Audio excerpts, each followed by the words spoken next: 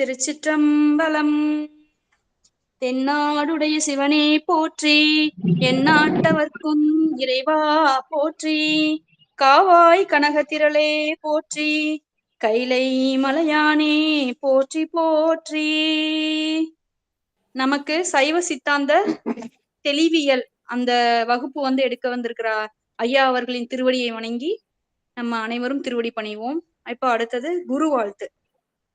தெளிவு குருவின் திருமேனி காண்டல், தெளிவு குருவின் திருநாமம் செப்பல், தெளிவு குருவின் திருவார்த்தை கேட்டல், தெளிவு குரு உரு சிந்தித்தல் தானே, தெளிவு குரு உரு சிந்தித்தல் தானே.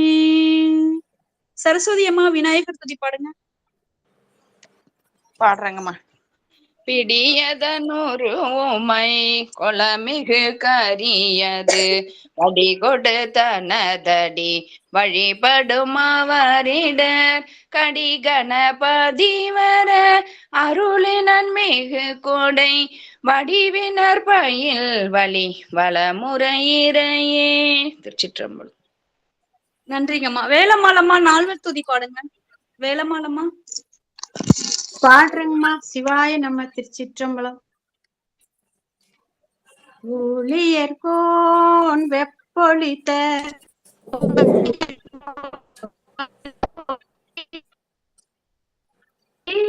கல்மிதப்பே அணைந்த பிரான்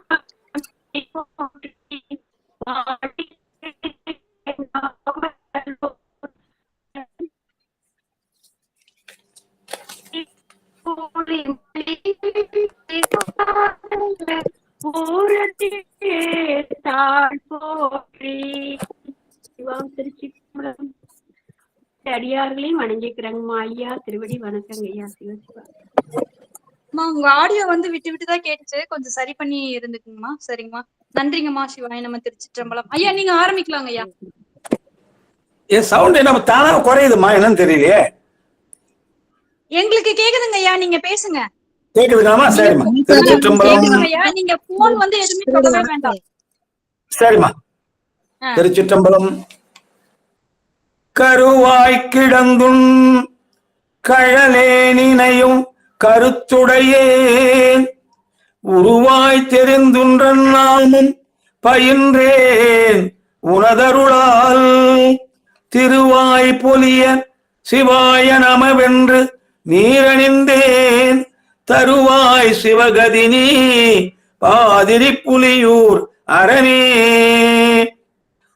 கைலாய பரம்பரையில் சிவஞான போத நெறி காட்டும், வெண்ணை பயில்வாய்மை மெய்கண்டான் சந்ததிக்கோர் மெய்ஞான பானுவாகி, குயிலாரும் பொழில் திருவாவடுதுறைவாள் குரு நமச்சிவாய தேவன், சைலாதி மரபுடையோன் திருமரபு தீடூழி தழிகமாதோ. ஈராண்டில் சிவஞானம் பெற்றுயர்ந்த மெய்கண்டார் இணைத்தாள் போற்றி, ஆராண்ட பல் அடியார்க்கு அருள் புரிந்த அருள் நந்தி நற்றாள் போற்றி, நீராண்ட கடந்தை நகர் மறையான சம்பந்தர் நிழத்தாள் போற்றி, சீராண்ட தில்லை நகர் உமாபதியார் செம்பதும திருத்தாள் போற்றி. அன்பார்ந்த சிவனே செல்வர்களே, இந்த அத்விதம் என்பதை பற்றி இன்றைக்கு நாம் இன்னும் சற்று விரிவாக சிந்திக்க இருக்கிறோம். இது ரொம்ப ரொம்ப முக்கியமான ஒரு டாபிக். இந்த அத்விதம் என்பது இறைவன் உயிர்களோடு எந்த விதத்திலே சம்பந்தப்பட்டிருக்கிறார் என்பதை பற்றி கூறுவது. ஆகவேதான் இதை மீண்டும் ஒரு முறை நாம் இன்றைக்கு சிந்திக்க இருக்கிறோம். கடவுளுக்கும் உயிர்களுக்கும் உள்ள சம்பந்தம் அத்வைதம் எனப்படும். துவைதம், துவைதம்னா இத்தனை போட்டுக்கணும், தூணா போடக்கூடாது. இத்தனை துவைதம் என்றால் இரண்டு, எதிர்மறைக்கு அத்வைதம்னு வரும். ஒன்று வடமொழியிலே எதிர்மறையை குறிப்பது நானா, இன் பிளஸ் ஆனா. ஆனால் வடமொழி இலக்கணப்படி எதிர்மறைக்கு நத்வைதம் என்று சொல்லக்கூடாது, அது அத்வைதம் என்று சொல்லணும். புரியுதுங்களா? அம்மா புரியுதுங்களா? ஐயா ஹலோ சொல்லுங்க. புரியுதா? கேக்குதாமா? நல்லா கேக்குதா? இன்னொரு முறை சொன்னா நல்லா இருக்கும்ல. கேக்குதுங்க ஐயா. புரியுது. சரி. நல்லா கேக்குதுங்க ஐயா. வடமொழியிலே எதிர்மறையை குறிப்பது நானா? வடமொழியிலே எதிர்மறையை குறிப்பது நானா? இன் பிளஸ் ஆனான்னு வரும். ஆனால் வடமொழி இலக்கணப்படி எதிர்மறைக்கு அத்வைதம் என்று சொல்லக்கூடாது, அத்வைதம் என்று சொல்லணும். இப்ப நம்ம பேசுற மொழியில முதல்ல மெய்யெழுத்து வந்தால், மெய்யெழுத்துனா புள்ளி வச்சது, நான் என்பதிலே உள்ள இன் பிளஸ் ஆல இன் கெட்டுடும், ஆ மட்டும் நிற்கும். இன் பிளஸ் ஆ என்பது நானா? மெய்யெழுத்து வந்தால், நம்ம பேசுற மொழியில மெய்யெழுத்து வந்தால் அதுல என்னன்னா கெட்டுவிடும், கெட்டுவிடும் மறைந்து விடும், ஆ மட்டும் நிற்கும். உதாரணமாக துவைதம், இத்வைதம், அதாவது இத்தனை போடணுமா? துவைதம் என்பதில் முதலில் இத் என்ற மெய்யெழுத்து வருவதாலே அதனோடு ஆ சேர்ந்து அத்வைதம் என்றாகும். அதாவது இன் பிளஸ் ஆனா நானா, அதிலே உள்ள இன் கெட்டு ஆ மட்டும் நிற்கும். அதே போல நாம் பேசும் மொழியிலே முதல் எழுத்து உயிரெழுத்து வந்தால், நாம சொன்னது இப்ப மெய்யெழுத்து, பேசுற சொல்லுல முதல்ல உயிரெழுத்து வந்தால் அது எப்படி மாறும் சொல்றாங்க பாருங்க. வருமொழியிலே முதலிலே உயிரெழுத்து வந்தால் இந்த இன் பிளஸ் ஆ வருது பாருங்க, அது ஆ பிளஸ் இன்னா மாறிடும். என்னன்னா பிளஸ் ஆனா நானா, அது எப்படி மாவும் அன்னு மாறிடும், ஆ பிளஸ் இன்னன்னு மாறிடும். உதாரணமாக ஆதி என்பதிலே முதலிலே ஆ என்ற உயிரெழுத்து வருகிறது. அப்போ இன் பிளஸ் ஆ எப்படி மாறும்? தலைகீழா மாறும் சொன்னேன். ஆ பிளஸ் இன்னா மாறும், அன் பிளஸ் ஆதின்னு வரும், அனாதி என்றாகும். அப்போ மெய்யெழுத்து வந்தால் இன் கெட்டுவிடும், ஆ மட்டும் நிற்கும். உயிரெழுத்து வந்தால் முன்பின்னாக மாறி வரும். இப்ப வடமொழியிலே நகரம் நானா முன்னுட்டாக வரும்போது, முதல் எழுத்தாக வரும்போது அது 3 பொருள்களை குறிக்கும், 3 விதமான பொருள்களை குறிக்கும். இன்மை, மறுதலை, அண்மை. இன்மை என்றால் நம்ம சொல்ற உதாரணம் பாருங்க, பிரகாசம், அப்பிரகாசம். பிரகாசம் என்றால் வெளிச்சம் உள்ளது, அப்பிரகாசம் என்றால் வெளிச்சம் இல்லை, இது இன்மை. அதாவது இல்லை என்று சொல்வது இன்மை. மறுதலை, தர்மம், அதர்மம். தர்மம் என்றால் நீதிக்கு உட்பட்டது, அதர்மம் என்றால் பாவம், நேர்மாறானது. அண்மை, பிராமணன், அப்பிராமணன். பிராமணன் என்றால் பிறப்பால் பிராமணன், அப்பிராமணன் என்றால் பிராமண ஒழுக்கம் இல்லாதவன். இன்மை என்பது முற்றிலும் மறுப்பது, மறுதலை என்பது எதிரிடை, அண்மை என்பது சிறிது மறுத்து சிறிது உடன்படுவது. இப்போ அங்கு சுந்தரம் இல்லை என்றால் அந்த இடத்திலே சுந்தரம் என்பவன் இல்லை என்பது பொருளாகும். இப்போ அங்கு சுந்தரம் இல்லை என்றால் அந்த இடத்திலே சுந்தரம் என்பவன் இல்லை என்பது பொருளாகும். வேறு யாரும் இல்லை என்பதும் பெறப்படும். அங்க யாருமே இல்லை, சுந்தரனும் இல்லை, வேற யாரும் இல்லைன்னு வரும். அதே அங்க சொல்ல இன்னொரு அண்மை எப்படி வரும்னா, அங்கு இருப்பது சுந்தரம் அல்லன் என்றால் அந்த இடத்திலே சுந்தரம் என்பவன் இல்லை, ஆனால் அவனோடு அவனை போல தோற்றம் உடைய வேறொருவன் அங்கு இருக்கிறான் என்பது பொருளாகும். இன்மைக்கும் அண்மைக்கும் உள்ள வித்தியாசம் என்னென்றால், இன்மை என்றால் சுத்தமாக இல்லை என்று மறுப்பது, அண்மை என்பது சிறிது உடன்பட்டு சிறிது மறுப்பது. அங்கு சுந்தரம் இல்லை, ஆனால் அவனை போல தோற்றமுள்ள வேறொருவன் இருக்கிறான் என்பது அண்மை. உதாரணமாக ஏகம் என்றால் ஒன்று, அநேகம் என்றால் ஒன்றல்ல பல என்று பொருள் தரும். துவைதம் இத்தனை, நம்ம துவைதம் இத்தனை போகும், இரண்டு. அத்வைதம் என்றால் இரண்டாய் இருந்தே இரண்டு அல்லவாய் இருக்கும், இரண்டாக இருக்கும், ஆனால் அது பிரித்தறிய முடியாதபடி ஒன்று போல தோன்றும். இன்மைக்கு என்ன விளக்க வேணும்னா, அதாவது ஓரிடத்துல இரண்டும் இல்லை என்றால் அங்கு எதுவும் இல்லை என்பது பொருள்.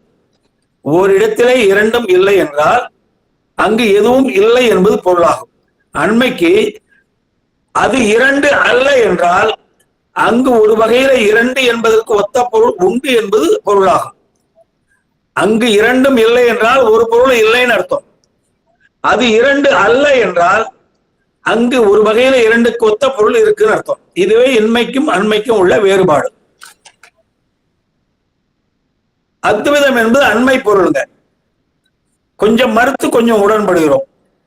ஏகனாகிய கடவுளும் அநேகனாகிய உயிர்களும் பொருள் தன்மையால் இரண்டாக உள்ளன. புரியுதுங்களா?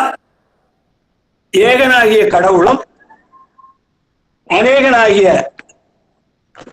ஹலோ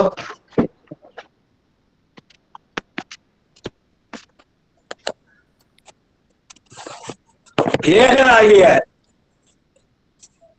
கேக்குதுங்களாமா? ஹலோ கேக்குதா? சரி சரிம்மா. ஏகனாகிய கடவுளும் அநேகனாகிய உயிர்களும் பொருள் தன்மையால் இரண்டாக உள்ளன. இது உடன்படுறோம், கொஞ்சம் உடன்படுகிறோம். அதாவது என்ன உடன்படுகிறோம் என்றால், உயிர் வேறு தன்மை உள்ளது, இறைவன் வேறு தன்மை உள்ளவன். அதாவது இறைவன் பேரறிவு உள்ளவன், உயிர் சிற்றறிவு உள்ளது. இறைவன் தானே அறிபவன், உயிர் கருவியல் மூலம் அறிவது. இப்படிப்பட்ட வேறுபாடு உள்ளது. ஆகவே ஏகனாகிய கடவுளும் அநேகனாகிய உயிர்களும் பொருள் தன்மையால் இரண்டாக உள்ளன. இது வெவ்வேறு தன்மை உள்ள பொருள். கடவுளுக்கு ஒரு தன்மை இருக்கு, உயிருக்கு ஒரு தன்மை இருக்கு. கொஞ்சம் உடன்படுகிறோம். ஆனால் அவை கண்ணொளியும் ஆன்ம அறிவும் போல இரண்டும் கலந்து நிற்பதால் இரண்டின் தன்மையும் பிரித்து அறிய வராதபடி உள்ளன. இப்போ ஒரு பொருளை கண் பார்க்க வேண்டும் என்றால் உயிர் கண்ணை செலுத்த வேண்டும். கண்ணை செலுத்தினால்தான் கண் அந்த பொருளை பார்க்கும். அப்படி இல்லாவிட்டால் கண் அந்த பொருளை பார்க்காது. அதுபோன்று கண்ணொளியும் ஆன்ம அறிவும் போல இறைவன் நம்மோடு உயிரை செலுத்த வேண்டும். உடனாய் இருந்து உயிரை செலுத்தினால்தான் நம்மால செயல்பட முடியும். இது கொஞ்சம் மறுப்பது. அங்கே உடன்படுகிறோம், கொஞ்சம் இறைவன் தன்மை வேற உயிர் தன்மை வேற என்று உடன்படுகிறோம். இங்கே என்ன சொல்றோம்? இரண்டாக இருந்தாலும் அது இரண்டாக பிரித்தறிய முடியாதபடி ஒன்று போல இருக்கின்றது. அதுக்கு உதாரணம் என்ன சொல்றாங்கன்னா, கண்ணொளியும் ஆன்ம அறிவும் போல அந்த உதாரணம் சொல்றாங்க. ஆகவே இதுதான் கொஞ்சம் மறுத்து கொஞ்சம் உடன்படுவது. இது அண்மை பொருள் சொல்றாங்க. எனவே ஏகமாகிய கடவுள் அநேகமாகிய பல உயிர்களோடு பிரிப்பின்றி கலந்து நிற்கும் என்பதே அத்வைதம் என்ற சொற்கு பொருளாகும். ஏகம் ஆகிய கடவுளும் அநேகம் ஆகிய பல உயிர்களோடும் பிரிப்பின்றி கலந்து நிற்கும் என்பதே அத்வைதம் என்பதற்கு பொருளாகும். அதாவது இரண்டாய் இருந்தே இரண்டல்லவாய் நிற்கும். இரண்டு போல தெரியாது. இப்ப வேதத்துல பிரம்மம் ஏகம் என்று சொல்லப்பட்டிருக்கிறது. அதுக்கு என்ன பொருள் என்றால், கடவுள் ஒருவனே என்பதாம். பிரம்மம் ஏகம் என்று வேதத்திலே வருகிறது. அதற்கு பொருள் கடவுள் ஒருவனே என்பது. இந்த இறைவனுக்கும் உயிர்களுக்கும் உள்ள சம்பந்தத்தை மூன்று அறிஞர் பெருமக்கள் மூன்று விதமா கூறுகிறார்கள். மெய்கண்டார் கடைசியா ஒரு விதமா கூறுகிறார். அதான் முடிவானது. ஆனா மற்ற மூவரும் யார் யாருன்னா, சங்கரர், ராமானுஜர், மத்வர். இவங்க மூன்று பேரும் மூன்று பெரிய ஆச்சாரியார்கள். இவங்க இந்த இறைவனுக்கும் உயிர்களுக்கும் உள்ள தொடர்பை ஒவ்வொரு கோணத்திலே மட்டும் விளக்குகிறார்கள். மெய்கண்டார் கூறுவது இறைவன் உயிர்களோடு ஒன்றாய் வேறாய் உடனாய் இருக்கிறான் என்று சொல்றார் மெய்கண்டார். ஆனா இவர்கள் மூன்று பேர் என்ன சொல்றாங்கன்னா, ஒவ்வொருத்தரும் ஒன்றெல்லாம் சொல்றாங்க. சங்கரர் என்ன சொல்றாருன்னா, இறைவனுக்கும் உயிர்களுக்கும் உள்ள தொடர்பை சங்கரர் அபேதம்ன்றார், பேதம் இல்லைன்றார். அதாவது அபேத சம்பந்தம்னா இறைவனே தான் உயிர்களோடு உயிரா இருக்காரு, உலகா இருக்காரு, எல்லாமே இறைவன் தான். அதுக்கு உதாரணம் என்ன சொல்றாங்க, பொன்னே நகையானது போல. பொன்னில இருந்து நகை செய்கிறோம், பல நகைகள் செய்கிறோம். அதனுடைய நாம ரூப கிரியைகள் தான் வெவ்வேறு தோணுது. ஆனால் நகை பொன்னன்றி வேற இல்லை. பொன்னிலிருந்து தான் நகை வருது. அது போன்று இறைவனே உயிர்களாக இருக்கிறார், இந்த உலகமா இருக்கிறார். எல்லா பொருள்களும் தோற்றத்துல நமக்கு தோற்றமாக தெரிந்தாலும் உண்மையிலேயே அதெல்லாம் வெறும் பிரம்மம் தான் இப்படி நமக்கு காட்சி அளிக்கிறது அப்படின்னு அவர் சொல்றார். அது ஒன்றாய் மட்டும் வச்சு சொல்றார். ராமானுஜர் என்ன சொல்றார்? இறைவனுக்கும் உயிர்களுக்கும் உள்ள தொடர்பை பேதாபேதம்ன்றார். பேதாபேதம்னா பேதம் பிளஸ் அபேதம். ஒரு வகையிலே பேதம் உண்டு, ஒரு வகையிலே பேதம் இல்லை. அதாவது உயிருடன் உயிருக்கு உயிராத தன்மையால், செலுத்தும் தன்மையால உடனாக இருப்பதை மட்டும் கூறுகிறார் இவர். அவர் என்ன கூறினார்? ஒன்றாய் இருப்பதை மட்டும் கூறுகிறார் சங்கரர். ராமானுஜர் என்ன சொல்றார்? உடனாக இருப்பதை மட்டும் பேதாபேதம்ன்றார். அவரு அபேதம்ட்டாரு, இவரு பேதாபேதம். பேதாபேதம்னா பேதம் பிளஸ் அபேதம். ஒரு வகையில பேதம் இருக்கு, ஒரு வகையில பேதம் இல்லை. அதை விரிவா நம்ம சங்கர ராமானுஜர் பார்க்கும்போது பின்னால பார்க்க போறோம். மத்துவர் என்ன சொல்றார்? பேதம்ன்றார். இறைவனுக்கும் உயிர்களுக்கும் உள்ள தொடர்பு பேதம். அதாவது உயிர் வேற, இறைவன் வேற, ரெண்டுமே வெவ்வேறு தன்மை உள்ள, ரெண்டுமே தனித்தனியா தான் இருக்கும் எப்பொழுதுமே. ஆகவே இறைவனுக்கும் உயிர்களுக்கும் பேதம் இருந்து கொண்டே இருக்கிறது என்று அவர் வேறா இருப்பதை மட்டும் கூறுகிறார். இந்த மூன்று கொள்கைகளும் உண்மையின் ஒவ்வொரு பக்கத்தை மட்டுமே விளக்குகின்றன. சங்கரர் அபேதம் என்று கூறுகிறார், அது ஒன்றாய். ராமானுஜர் பேதம் என்று கூறுகிறார், அது உடனாய். மத்வர் பேதம் என்று கூறுகிறார், அது வேறாய். ஆனால் சைவ சித்தாந்தம் மட்டுமே இறைவன் உயிர்களோடு இந்த மூன்று நிலைகளில் இருந்தும் உதவி வருகிறான் என்பதை தெளிவுபடுத்துகிறது. நம்ம சைவ சித்தாந்தம் மட்டும்தான் இறைவன் இந்த உயிர்களோடு உலகத்தோடும் இந்த மூன்று நிலைகளிலும் இருந்து உதவி வருகிறான் சொல்றார். அதாவது ஒன்றாய், வேறாய், உடனாய் என்று மூன்று நிலைகளில் இருந்து உதவி வருகிறார். அதுக்கு எதற்கு என்றால், ஒன்றாய் இருப்பதற்கு நம்முடைய இருப்புக்கு. இறைவன் நம்மோடு ஒன்றாய் இருந்தால்தான் நம்மால் இந்த இருப்பு இருக்க முடியும். வேறாய் நமக்கு அறிவிக்க, கருவிகள் மூலம் அறிவிக்க வேறாய் இருக்கிறார். நாம் அனுபவிக்க நம்மோடு உடனாய் இருக்கிறார். நாம் எந்த செயலை செய்தாலும் நம்மோடு இறைவனும் அந்த செயலை அறிந்து அனுபவித்து வருகிறார். ஆகவே இந்த மூன்று உதவிகள் ஒன்றாய், வேறாய், உடனாய் என்பது சைவ சித்தாந்தத்திலே மட்டும்தான் உள்ள ஒரு பெரிய தனித்தன்மை.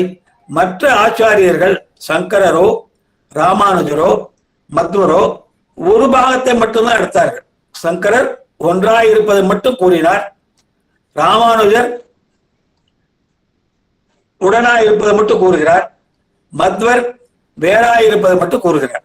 ஆனால் மெய்கண்டார் தான் இப்படி அல்ல. இறைவன் உயிர்களோடு மூன்று விதங்களிலே உதவி வருகிறார். ஒன்றாக இருக்கிறார், வேறாக இருக்கிறார், உடனாக இருக்கிறார் என்று மூன்று விதங்களிலே நமக்கு உதவி வருவதை மெய்கண்டார் தான் சொல்லுகிறார். இதுல சங்கரர் சொல்றது பொண்ணும் நகையும் போல. அவர் சொல்ற உதாரணம் அதாங்க, பொண்ணே நகையாவது. ஆக பொண்ணுக்கும் நகைக்கும் பேதம் இல்லை. அது மாதிரி இறைவனே உயிர்களாக ஆகிறார், உலகமாகிறார், பேதம் இல்லை அப்படின்னு ராமானுஜர் என்ன சொல்றார்? இருளும் ஒளியும் போல என்றார். இறைவனுக்கும் உயிர்களுக்கும் இருளும் ஒளியும் போல வெவ்வேறு தன்மை உள்ளதுன்றார், வேறாகன்றார். ஆனால் ராமானுஜர் என்ன சொல்றார்? பேதாபேதம் என்றால் ஒரு வகையில பேதம் உண்டு, ஒரு வகையில பேதம் இல்லை. அது சொல்லும் பொருளும் போலன்றார். ஒரு சொல்லை சொல்லியவுடன் அந்த சொல்லால் குறிக்கப்பட்ட பொருள் வேற இடத்துல இருக்கு. இப்ப நான் இங்க இருந்து பிரேமா என்று நான் சொன்னால், என்னால் சொல்லப்பட்ட பிரேமா என்பவர் சென்னையில இருக்காங்க. அப்ப வேறாக இருக்கிறாங்க, சொல்லுக்கு வேறாக பொருள் இருக்கு. ஆனால் அந்த பிரேமா என்ற சொல்லை நான் சொல்லியவுடன் பிரேமாவுடைய அந்த உருவம் என் மனக்கண்ணில் தோன்றும். அப்போ அது உடனே இருக்கிறது. ஒரு வகையிலே வேறா இருக்கிறது, ஒரு வகையிலே உடனா இருக்கு. அந்த சொல்லை சொன்னவுடன் அந்த சொல்லால் குறிக்கப்படும் பொருள் வேற இடத்துல இருக்கு, அது பேதம். ஆனால் அந்த சொல்லை சொல்லியவுடன் அந்த பொருள் நம் மனதிலே தோன்றுவதால் அபேதம் அப்படின்ற. ஆகவே உயிர்களுக்கு உயிராத தன்மையால் இந்த உடனாய் இருக்கிறது. உடனாய் இல்லைன்னா நம்மால எந்த செயலும் செய்ய முடியாது. இதை காணும் உபகாரம் சொல்லுவாங்க. அது விரிவாக பின்னால பார்க்கலாம். ஆகவே இவை மூன்றும் சிவத்தினுடைய உதவி இல்லாமல் உயிர்களுக்கு அமையாது. அந்த மூன்று உதவி வேண்டுங்க. உயிர்களுக்கு மூன்று உதவி வேண்டும்: நிலைத்திருத்தல், அறிவு பெறுதல், அனுபவித்தல். இந்த மூன்று உதவிகள் இறைவன் இல்லாம உயிருக்கு கிடைக்காது. நிலைத்திருத்தல் என்றால் எக்ஸிஸ்டன்ஸ், ஒன்றாக இருக்கணும். இறைவன் நம்மோடு ஒன்றாக இருந்தால்தான் நம்ம நிலைத்திருக்க முடியும். அறிவு பெறுதல் என்றால் இறைவன் நமக்கு வேறா இருந்து, கண்ணொளியும் சூரிய ஒளியும் போல கருவிகள் மூலம் வேறா இருந்து அறிவிக்கிறார். அறிவு பெறுதல், அதுதான் அறிவு பெறுதல். வேறாய் செயல்படுதல், அனுபவித்தல், உடனா இருக்கணும். நம்மோடு இறைவன் உடனாக இருந்தால்தான் நாம அதை அனுபவிக்க முடியும். இப்போ உதாரணமாக நாம கடைத்தொழில் நடந்து செல்கிறோம், நம் கண்கள் திறந்திருக்கிறது, இதிலே நமது நண்பர் வருகிறார். ஆனால் நாம் கண் திறந்திருந்தாலும் அவரை நாம் பார்க்கவில்லை, பார்க்காமல் சென்று விடுகிறோம். ஏனென்றால் அந்த நேரத்திலே உயிரானது வேற சிந்தனையில இருந்ததாலே உயிர் கண்ணை செலுத்தவில்லை. உயிர் கண்ணை எப்பொருள் மீதும் செலுத்தினால்தான் கண் உருவத்தை காணும். கண் தானாக காணாது, கண்ணு தானே பார்க்காது. கண்ணை செலுத்த ஒரு அறிவுள்ள பொருள் வேண்டும். ஆகவே உயிரானது கண்ணு செலுத்த வேண்டும். நடந்து போய் கொண்டிருக்கிறோம், நமக்கு எதிர்க்க ஒரு நண்பர் வருகிறார், அவரை பார் என்று உயிர் கண்ணை செலுத்த வேண்டும். அப்படி செலுத்தாவிட்டால் கண் பார்க்காது. இதுதான் உடனாயிருந்த செய்கிற உதவி. ஆகவே இந்த நம்ம இந்த உடலானது செலுத்தினால் என்று செயல்பட முடியாது. இந்த உயிர் எப்பயுமே செலுத்தினால்தான் செயல்படும், செலுத்தாவிட்டால் செயல்படாது. இன்னொன்னு, உயிருக்கு ஒரு சிறப்புத்தன்மை, ஏதாவது ஒரு பொருள் சார்ந்தே இருக்கும். இந்த உயிர் எப்பொழுதும் ஏதாவது ஒரு பொருள் சார்ந்தே இருக்கும். ஒன்று இறைவனை சார்ந்திருக்கும், அல்லது ஆணவம் கண்மம் மாயப்படி மலங்களை சார்ந்திருக்கும். ஆகவே இந்த உயிருக்கு தனித்து நிற்கும் இயல்பு இல்லை. அவ்வாறு இறைவன் உடனாய் என்று செலுத்தாவிட்டால் உயிரின் அறிவு இச்சை செயலாகவே செயல்படாது.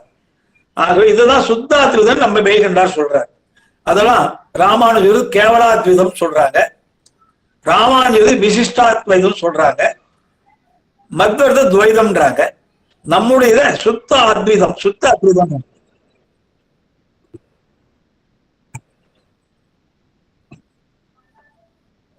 நம்முடைய சுத்த அத்வைதம் சொல்றாங்க, சுத்தாத்வைதம்ன்றாங்க. உயிர்களும் சடப்பொருளும் தனது வியாபகத்தில் தங்கி நிலைக்கும் பொருட்டு, ஒவ்வொரு பொருளும் தனது தனித்தன்மையிலும் வடிவத்திலும் நிலைத்திருக்கும் பொருட்டும் இறைவன் யாவற்றோடும் ஒன்றாக இருக்கிறார். இன்னொரு சொல்றேங்க, உயிர்களும் சடப்பொருள்களும் தனது வியாபகத்தில் தங்கி நிலைக்கும் பொருட்டும், ஒவ்வொரு பொருளும் தனது தனித்தன்மையிலும் வடிவத்திலும் நிலைத்திருக்கும் பொருட்டும் சிவபெருமான் யாவற்றோடு ஒன்றாய் இருக்கிறார். வேறாய்க்கு என்ன சொல்றாங்க, அறிவித்தால் அறியும் இயல்புடைய உயிருக்கு கருவிகள் மூலம் இறைவன் அறிவிக்கும் பொருட்டும், உயிர்களுக்காக சடப்பொருளை இயக்கும் பொருட்டும் சிவபெருமான் அவற்றிலிருந்து வேறாய் இருக்கிறார். அதாவது அறிவித்தால் அறியும் இயல்புடைய உயிருக்கு கருவிகள் மூலம் அறிவிக்கும் பொருட்டும், உயிர்களுக்காக சடப்பொருளை இயக்கும் பொருட்டும் சிவபெருமான் அவற்றிலிருந்து வேறாக இருக்கிறார். உடனாய்க்கு உயிர்களை வினை வழி செலுத்தி கொஞ்சம் கொஞ்சமாக ஒவ்வொரு பிறவியிலும் பக்குவப்படுத்தி இருவினை ஒப்பு மலபரிபாகம் இப்படி போட்ட நிலைகளை அடைவதற்காக முடிவில் குருநாதராக வந்து ஞானத்தை வழங்கி மல பிடிப்பிலிருந்து நீக்குவதற்காக உயிர்களுக்காக சடப்பொருளை இயக்குவதற்கும் இறைவன் யாவற்றோடு உடனாய் இருக்கிறார். உடனாய்க்கு உயிர்களை வினை வழி செயல்படுத்தி கொஞ்சம் கொஞ்சமாக பக்குவப்படுத்தி முடிவிலே குருநாதராக வந்து ஞானத்தை வழங்குவதற்கும் உயிர்களுக்காக சடப்பொருளை இயக்குவதற்கும் இறைவன் உடனாக இருக்கிறார். இந்த ஒன்றாதல் வேறாதல் உடனாதல் என்பது ஒரு ஞான அமுதன்றாங்க. அதாவதுங்க இது ஒரு தேவாமிர்தம் போல ஒரு தன்மைன்றாங்க. இந்த மூன்று தன்மையோட தான் நம்ம கிட்ட இறைவன் இருக்கார். தேவர்கள் என்ன பண்றாங்க, நிறை திரை மூப்பு இப்படி இல்லாமல் வாழ்வதற்காக அவங்க இறைவனை வேண்டுகிறார்கள். நிறை என்றால் நரைத்த தன்மை, திரை என்றால் சுருக்கம், மூப்பு என்றால் வயது. இதெல்லாம் வரக்கூடாது என்பதற்காக அவர்கள் இறைவனை வேண்டுகிறார்கள். அவர்களுக்கு அந்த பலன் முடிஞ்சதும் பிறவி உண்டு அவங்களுக்கு. ஆனால் நமக்கு என்ன பண்றாரு பெருமான்? இந்த ஒன்றாய் வேறாய் உடனாய் இருந்து நம்மை கொஞ்சம் கொஞ்சமாக பக்குவப்படுத்தி ஒவ்வொரு பிறவிலும் பக்குவப்படுத்தி முடிவிலே குருநாதராக வந்து ஞானத்தை வழங்கி நமக்கு அந்த சாயுச்சியம் என்ற பரமுக்தியை கொடுத்து விடுகிறார். மீண்டும் பிறவாத ஒரு நிலையை உண்டாக்கி விடுகிறார். ஆகவே தேவர்களை விட நாம் தான் பாக்கியசாலிகள். ஏனென்றால் அவர்கள் பெருமானை வணங்குவது தங்கள் நலனுக்காக. தங்களுக்கு நரை தோன்றக்கூடாது, திரை வரக்கூடாது, மூப்பு வரக்கூடாது. நரை என்றால் நரைச்சத்தன்மை, திரை என்றால் சுருக்கம், உடல் சுருக்கம், மூப்பு என்றால் வயது, இதெல்லாம் ஆகக்கூடாது, நெடுநாள் வாழ வேண்டும் என்ற ஒரு அந்த கோரிக்கைக்காக இறைவனை வணங்குகிறார்கள். மீண்டும் பிறப்பெடுக்கிறார்கள். அந்த பிறவி முடிந்ததும் அவர்கள், ஏனென்றால் அவர்கள் முக்தி இன்பத்தை நாடவில்லை, மறுபடியும் பிறவி எடுக்கிறார்கள். ஆனால் நமக்கு என்ன இதனுடைய சிறப்பு என்றால், இந்த உயிர் வர்க்கம் இப்படிப்பட்ட இறைவனுடைய இந்த 3 உதவிகளாலும் கொஞ்சம் கொஞ்சமாக பக்குவப்பட்டு முடிவிலே நாம் இறைவன் திருவடி அடைந்து விடுகிறோம். ஏனென்றால் முடிவானது நமக்கு இறைவன் திருவடி தான். அதற்காக தான் நம்ம இந்த பிறப்பை எடுத்திருக்கோம். நம்முடைய பிறவை நோக்கம் என்னன்னா, அடுத்த பிறவி எடுக்கக்கூடாது. ஒன்று இந்த பிறவியிலே இறைவன் திருவடி அடைஞ்சிடணும், அல்லது அடுத்த பிறவி எடுத்தாலும் நல்ல பிறவியாக எடுக்க வேண்டும். கூடிய சீக்கிரம் கொஞ்சம் கொஞ்சமாக பக்குவப்பட்டு நாம் இறைவன் திருவடி அடைய வேண்டும் என்பதுதான் நம்ம குறிக்கோள். ஆகவேதான் மெய்கண்டார் இதனை, அதற்காக தான் அவருக்கு மெய்கண்டார் என்ற பெயரை ஒரு பேர் வந்தா சொல்லுவார்கள். மெய்ப்பொருளை கண்டதாலே அவருக்கு மெய்கண்டார் என்ற திருநாமம் வந்தா சொல்லுவாங்க. பிரம்மம் அத்விதம் என்று உபநிதம் கூறுகிறது. அதுக்கு சொல்றார் ராமானுஜர், அந்த 3 பேருக்கும் மெய்கண்டார் இப்படி விளக்கம் சொல்றார். பிரம்மம் அத்விதம் என்று உபநிதம் கூறுகிறது. அத்விதம் என்பதற்கு அண்மை பொருள் கொண்டால் இறைவன் 2 அல்லன் என்ற பொருளை அது தரும். அண்மை என்பது சிறிது மறுத்து சிறிது உடன்படுவது. 2 அல்லன் என்பதில் உள்ள அண்மை எதனை மறுக்கிறது, எதனை உடன்படுகிறது என்றால் 2 என்பதற்கு வேறு என்பது பொருள். எனவே இறைவன் 2 அல்லன் என்றால் இறைவன் வேறல்லன் என்ற பொருளாகிறது. எவற்றிலிருந்து வேறல்லன் என்றால் உயிர் உலகு என்பவற்றிலிருந்து வேறல்லன். இதில் உள்ள அண்மை இறைவன் பொருள் தன்மையால் உயிர் உலகு என்பவற்றிலிருந்து வேறுதான் என்பதை ஒரு வகையால் உடன்பட்டது. அப்படி இருந்தாலும் அவன் கலப்பினால் உயிர்களாயும் உலகமேயமாய் ஒன்றுபட்டு இருப்பதாலே அவற்றிலிருந்து வேறானவன் என்று கூற முடியாது என்ற கருத்திலே 2 அல்லன் என்று பின்னர் சொல்றார். ஒரு வகையிலே மறுத்து ஒரு வகையிலே உடன்படுவது.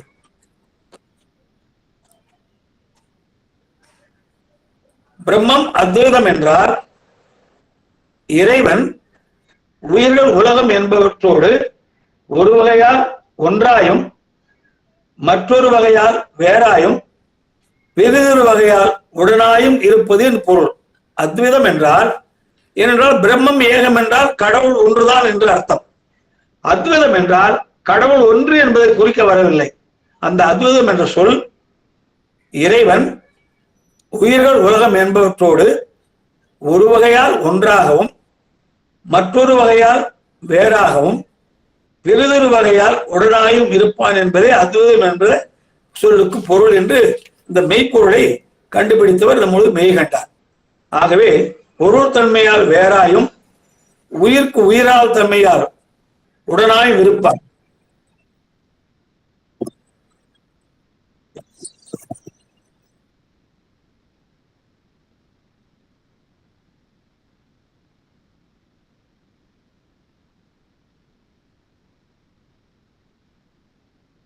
செல்வியம்மா ஐயா லெஃப்ட் ஆயிட்டாங்கம்மா, ஜாயின் பண்றாங்களான்னு பாருங்க, இல்லைன்னா கூப்பிட்டு சொல்லுங்கம்மா. நான் இங்க வர சொன்னம்மா, வரல. சரிம்மா, நான் கேக்குறேன்.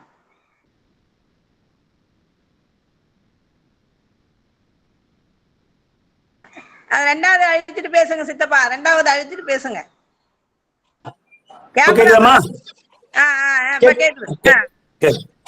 இறைவன் உலக உயிர்களோடு கலப்பினால் ஒன்றாயும்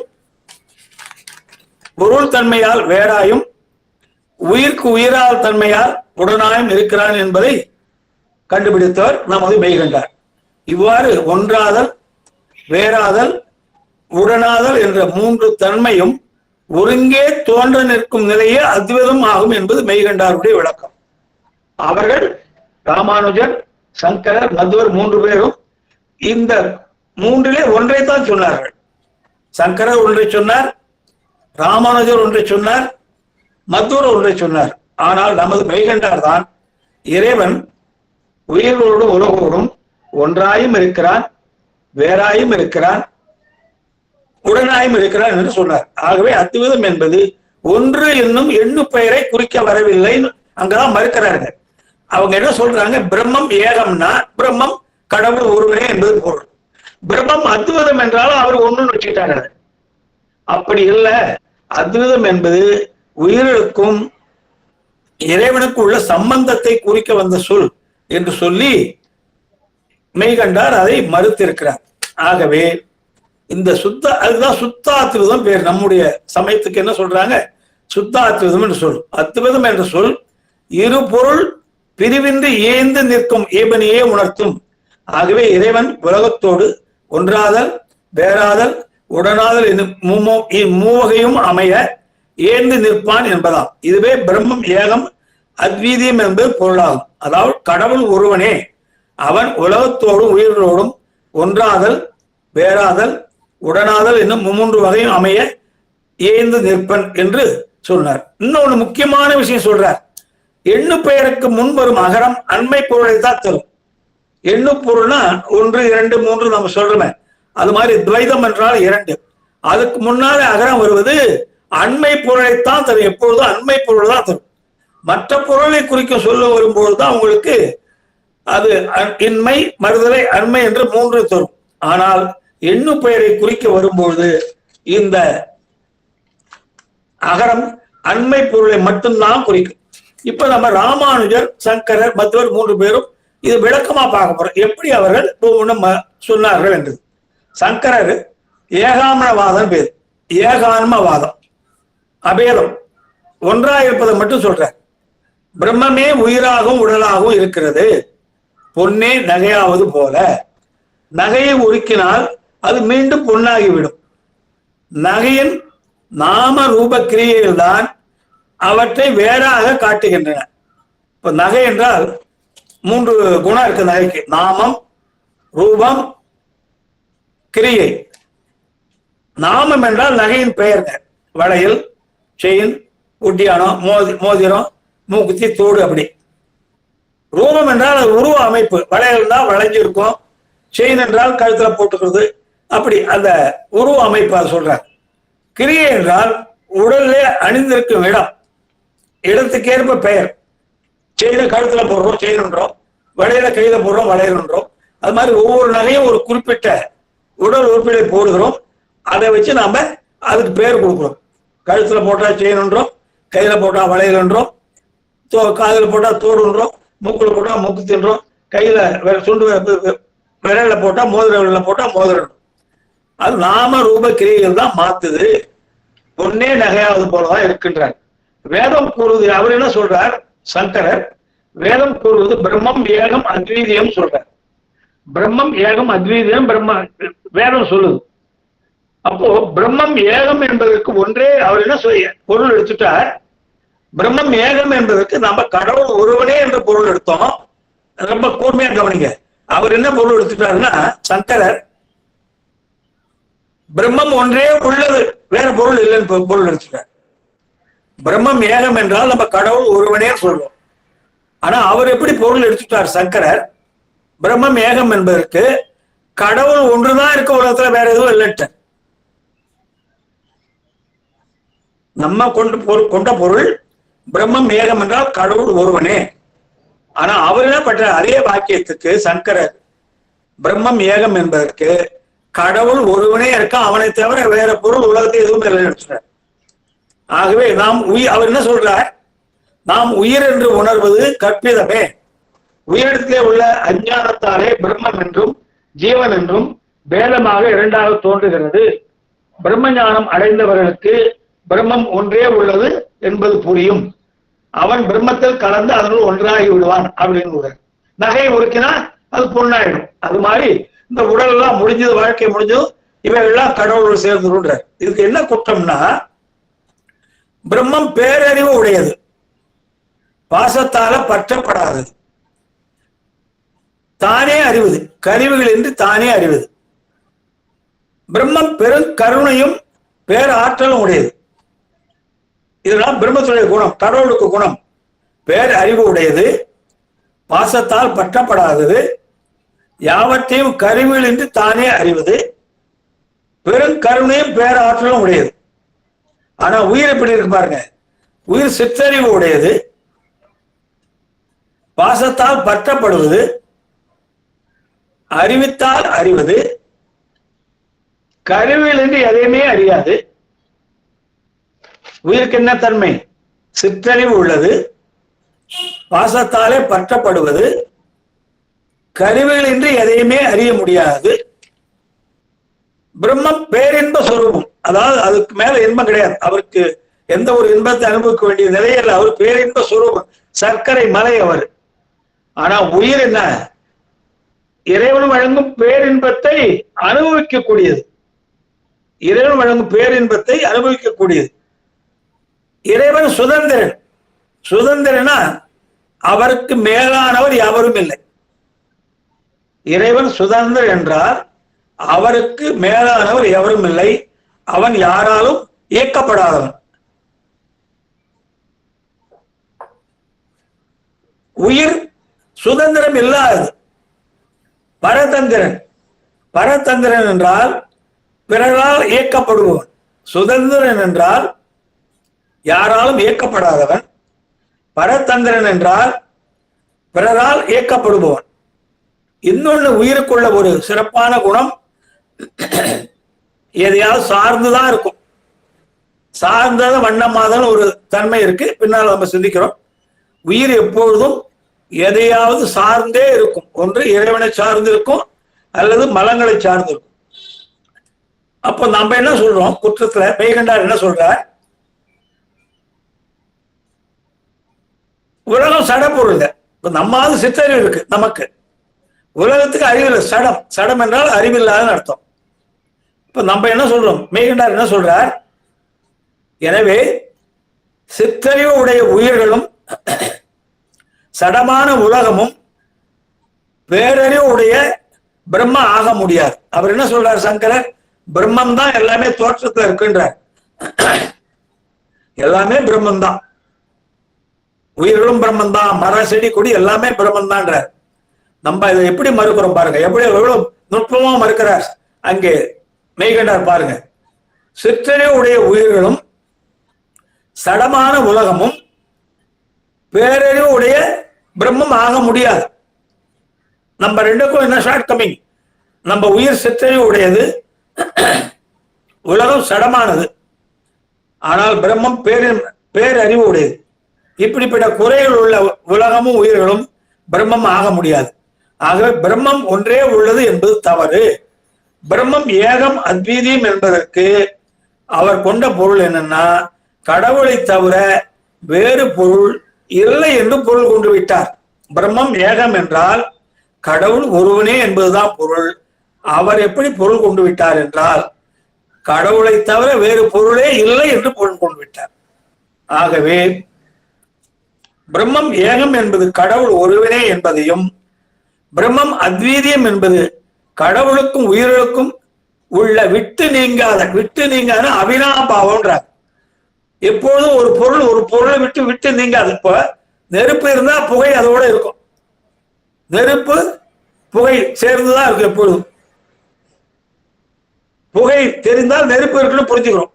அது மாதிரி அத்வைதம் என்பது கடவுளுக்கும் உயிர்களுக்கும் உள்ள விட்டு நீங்காத அவினாபாவம், அந்த சம்பந்தத்தை குறிக்க வந்தது.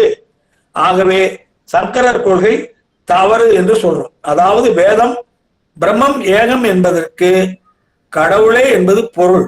ஆனால் சங்கரர் கடவுளை தவிர வேறு ஒரு பொருள் இல்லை என்று பொருள் கொண்டார். அதுதான் அவர் கொண்ட கொள்கையிலே தவறுங்க.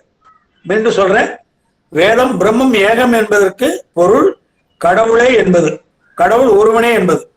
ஆனால் சங்கரர் எப்படி பொருள் கொண்டு விட்டார்? கடவுள் ஒருவனை தவிர வேறு பொருள் இல்லை என்று கொண்டு விட்டார். ஆகவே எப்படி மறுக்கிறார்? நம்முடைய மெய்கண்டார் ஏகான்மவாதத்தை. இதுக்கு பேர் கேவல அத்வைதம்ன்றார். அத்வைதத்தான் அத்வைதம் நம்ம தமிழ்ல சொல்றோம்.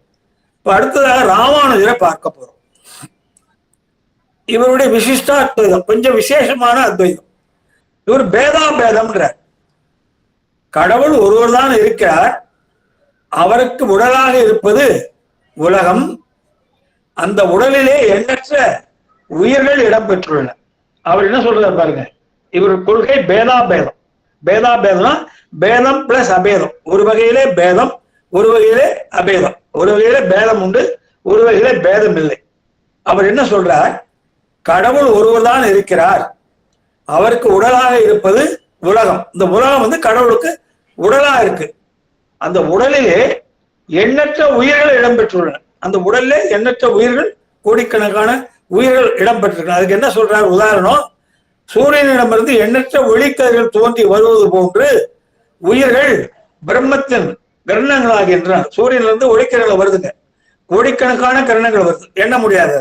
அதுபோன்று பிரம்மம் என்ற அந்த உடல்ல இருந்து எண்ணற்ற உயிர்கள் தோன்றி வருகின்றன சொல்றார். அவர் என்ன சொல்றார், பரமாத்மாவை பூரணன் என்றும். பூரணனா முழுமை அடைந்தவர், அவருக்கு எதுவுமே தேவையில்லை. பரமாத்மா பூரணன் என்றார், அவர் முழுமை அடைந்தவர், அவருக்கு எதுவுமே தேவையில்லை.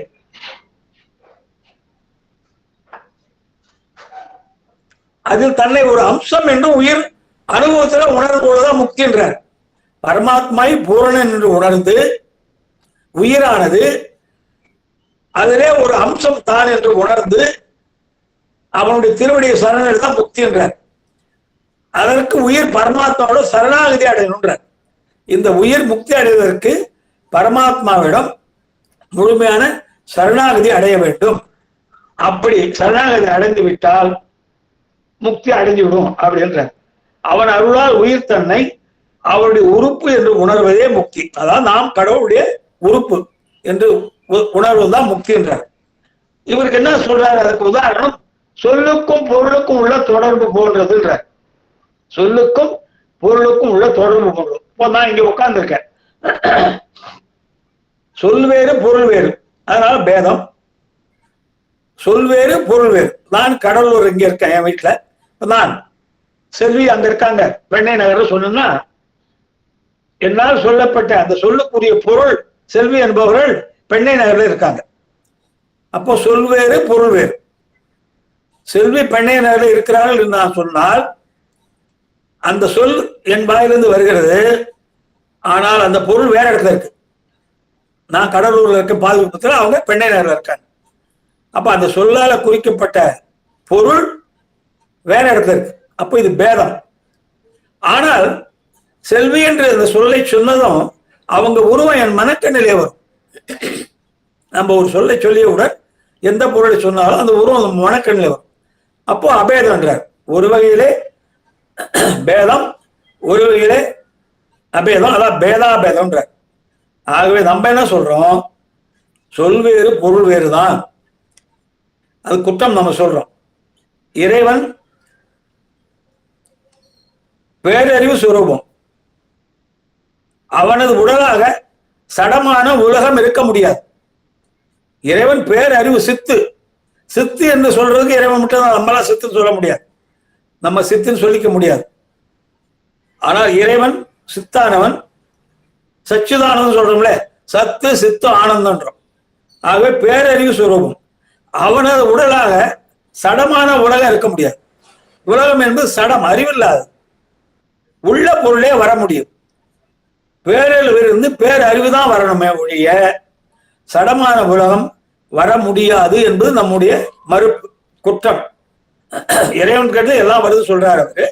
ஆனால் இறைவன் பேரறிவு சுரூபம், அவரது உடலாக சடமான உலகம் இருக்க முடியாது, உள்ள பொருளே வர முடியும். பேரறிவிலே இருந்து பேரறிவுதான் வர முடியும், சடமான உலகம் வர முடியாது. அப்புறம் இறைவன், உயிர்கள், உலகு ஆகிய மூன்றும் சேர்ந்து ஒரு பொருள்ன்றார் அவர். ராமானுஜர் என்ன சொல்றார், இறைவன், உயிர்கள், உலகு ஆகிய மூன்றும் சேர்ந்து ஒரு பொருளாக இருக்கின்றார். இவை மூன்றுமே வெவ்வேறு தன்மை உள்ளன.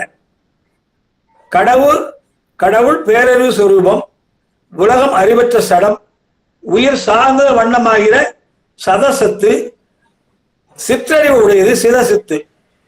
ஆகவே இறைவனையும் உலகையும் உயிர்களையும் ஒரு தொகுதியாக பார்க்கும் பொழுது ஒரு பொருளுக்கே பேரறிவு, சடம், சிற்றறிவு என்னும் 3 மாறுபட்ட தன்மைகள் உள்ளதாக ஆகின்றது. அதாவது கடவுள் ஒரு தன்மை உள்ளவர், உலகம் அறிவில்லாதது, உயிர்கள் சிற்றறிவு உடையன. இது 3ஐ ஒரு தொகுப்பாக நோக்கும் போது ஒரு பொருளுக்கே பேரறிவு, சடம், சிற்றறிவு என்ற 3 தன்மைகள் உள்ளதாக ஆகிறது. ஆகவே அவர் கொள்கையில் தவறுன்றார். ஆகவே இந்த சொல்லும் பொருளும் போல என்பதும் தவறு என்று சொல்லிட்டோம். அப்ப சங்கரர் சொன்னது பொன்னே நகையாவது போல அதுவும் தவறு சொல்லியாச்சு. ராமானுஜர் சொன்னது சொல்லும் பொருளும் போல என்று சொன்னது அதுவும் தவறு என்று சொல்லியாச்சு. இப்போ கடைசியா பார்க்கிற போது நம்ம மத்வரை பார்க்க போகிறோம். இவர் துவைதம், 2 என்றார், பேதம். இறைவன், உயிர்கள், உலகம் இவை 3ம் அனாதியானவை. நம்ம கொள்கை சொல்றார், நம்ம சைவ கொள்கை சொல்றார்.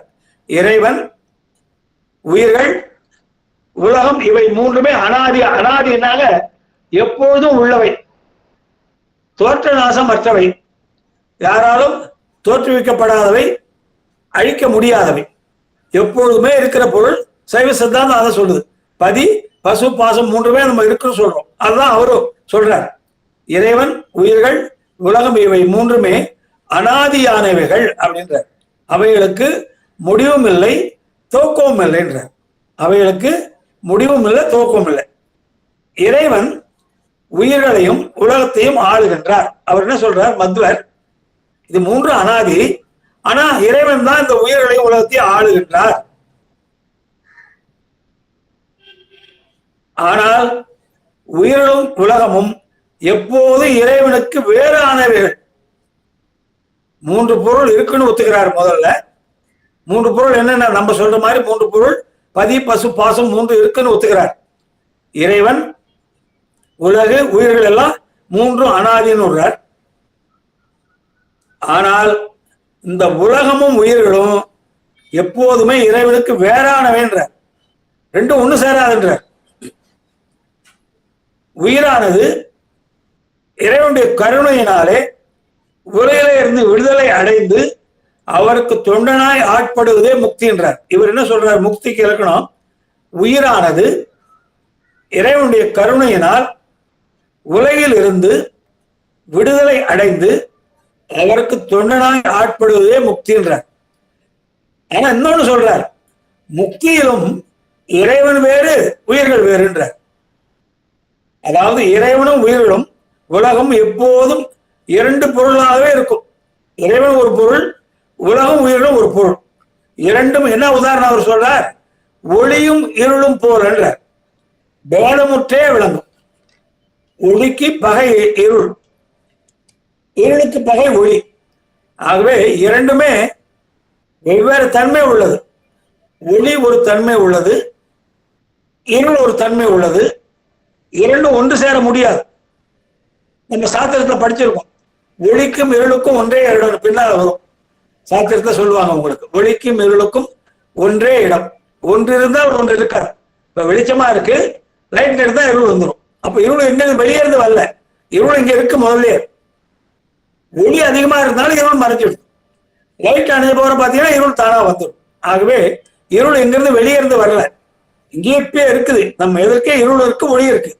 ஒளி அதிகமாக இருக்கிறதுனால இருளின் இருப்பை நாம் உணர்வதில்லை. அது போன்று இறைவனும் உயிரும் ஒளியும் இருளும் போல பகை பொருள் சொல்லிட்டார். இது குற்றம். நாம எப்படி மறுக்கிறோம்னா, நீண்டார் மறுக்கிறாரு. இறைவனுக்கும் உயிர்களுக்கும் தொடர்பே இருக்காது என்றால் பிறகு உயிர்களுக்காக இறைவன் ஐந்தோல் செய்ய வழியே இல்லாது போயிடும். இந்த இறைவன் எதுக்காக ஐந்தோல் செய்யறான்னு நம்ம சொல்றோம்? உயிர்கள் பக்குவப்பட வேண்டும். ஒவ்வொரு பிறவி எடுத்து கொஞ்சம் கொஞ்சமா பக்குவப்பட்டு முடிவிலே தன் திருவடி அடைய வேண்டும் என்பதற்காக தான் இறைவன் ஐந்தோல் செய்கிறார். இறைவனுக்கும் உயிர்களுக்கும் சம்பந்தமே இருக்காது, அவர் வேற இவர் வேறன்னா பிறகு உயிர்களுக்கும் இறைவனுக்கும் தொடர்பே இருக்காது என்றால் பிறகு உயிர்களுக்காக இறைவன் ஐந்தொழில் செய்ய வழியே இல்லாது போகும். அடுத்ததாக இன்னொரு மறுப்பு சொல்றார் மெய்கண்டார், இறைவனும் உயிர்களும் வேறு வேறு என்றால் இறைவன் எங்கும் நீக்கமர நிறைந்து இருப்பவன் என்பதற்கு பொய்யாயிடும். நம்ம இறைவன் என்ன சொல்றோம்? பார்க்கும் இடமெங்கும் ஒரு நீக்கமர நிறைகின்ற பரிபூர்ண ஆனந்தம் என்றும். இறைவன் எல்லா இடத்தையும் இருக்கார், அவர் இல்லாத இடமே இல்லை. ஆனால் இவர் என்ன சொல்றார்? இறைவன் வேறன்னா இப்ப இறைவன் எங்கும் நீக்கமர நிறைந்து இருப்பவன் என்பதற்கு மாறாக இறைவன் குறை வியாபகம் உடையவன் ஆயிடும். இறைவன் ஒரு குறிப்பிட்ட இடத்துல இருக்கிறதா ஆயிடும். இறைவன் எல்லா இடத்தையும் இருப்பதாக வராது. உயிர்கள் வேறாக இருக்கும் என்றால் பிறகு உயிர்கள் தனித்து இயங்கும் ஆற்றல் உடையது என்றாயிடும். உயிர்கள் வேறா இருக்குன்னு அவர் சொல்ற. அப்படி உயிர்கள் வேறாக இருக்கும் என்று நீங்கள் சொன்னால் உயிர்கள் தனித்து இயங்கும் ஆற்றல் உடையன என்று கருத வேண்டி வந்துடும். நமக்கு தனித்து இயங்கும் ஆற்றல் எப்பொழுதுமே இல்லை. இந்த உயிர் தனித்து இயங்கக்கூடிய ஆற்றல் இந்த உயிருக்கு எப்போதுமே இல்லை. ஆனால் அவர் அந்த கொள்கைப்படி என்ன சொல்றார்? இறைவனும் ஒளியும் போல இருளும் போல இறைவனும் உயிர்களும் வெவ்வேறு அப்படின்றார். ஆகவே தனித்து இயங்க முடியாது. இறைவனுடைய கலப்பு இல்லாமல் உலகத்திலே உயிரினுக்கோ மற்ற பொருளுக்கோ இருப்போ இயக்கமோ இருக்காது. இறைவன் கலப்பு இல்லாமல் இந்த உலகத்திலே எந்த பொருளுக்கும் உயிர்களுக்கும் இருப்பு இருக்காது. உயிர் அறிவிக்கவே அறியும் தன்மை உடையது. எப்பொழுதுமே உயிருடைய ஷார்ட் கமிங் என்ன, டிராபேக் என்னன்னா அது தானே எதையும் அறியாது. சிற்றறிவு இருக்கு நமக்கு, ஆனால் அந்த அறிவாலே நாம எதையும் தானா அறிய முடியாது. நமக்கு இன்னொரு உதவி வேண்டும். அதனாலதான் இறைவன் கருவியை கொடுக்கிறார் நமக்கு. நமக்கு சிற்றறிவு தான் இருக்கு. சிற்றறிவு இருந்தாலும் இந்த உயிர் எதையும் தானே அறியாது. ஆகவே இறைவன் நமக்கு கொடுக்கறத சிற்றறிவை கொடுத்து கருவியில கொடுக்கிறார். அதுக்கு உதவியாக இருந்து கருவியில கொடுக்கிறார். ஆகவே உயிர் அறிவிக்கவே அறியும் தன்மை உடையது, செலுத்தவே செயல்படும் தன்மை உடையது. அதாவது கண் ஒரு பொருளை தானாக பார்க்காது. இப்ப நீங்க ரோட்ல போறீங்கன்னா இந்த கண்ணு தானே வந்து ஒரு பொருளை பார்க்காது. உயிர் கண்ணை செலுத்த வேண்டும்.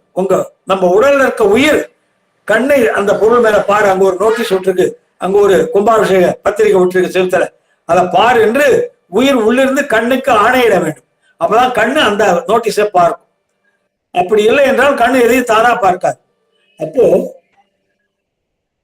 கண்ணை உயிர் செலுத்துகிறது, உயிரை இறைவன் செலுத்துகிறார். கண்ணை நமது கண்ணை இந்த உடம்பிலே உள்ள உயிர் செலுத்துகிறது, இந்த உடம்பிலே உள்ள உயிரை இறைவன் செலுத்துகிறார். ஆகவே மெய்கண்டார் கூறியது, நீங்கள் கூறுவது மூன்று பேரும் கூறுவது ஒவ்வொரு கோணத்தை தான் சொல்றீங்க. சங்கரர் சொல்றது இறைவன் உயிர்களோடு ஒன்றா இருக்கிறார். ராமானுஜர் சொல்றது இறைவன் உயிர்களோடு உடனா இருக்கிறார். மற்றவர் சொல்றது இறைவன் உயிர்களுக்கு வேறா இருக்கிறார். ஆனா மெய்கண்டார் என்ன சொல்றார்? நீங்கள் சொல்வது ஒவ்வொரு கோணத்தை தான் சொல்றீங்க. நீங்க சொல்றது சரி. சங்கரர் சொல்றதோ ராமானுஜர் சொல்றதோ மற்றவர் சொல்றதோ தவறு என்று நாங்கள் சொல்ல வரவில்லை. நீங்கள் சொல்வது மூன்று பேரும் சொல்வது ஒவ்வொரு கோணத்திலே சரி.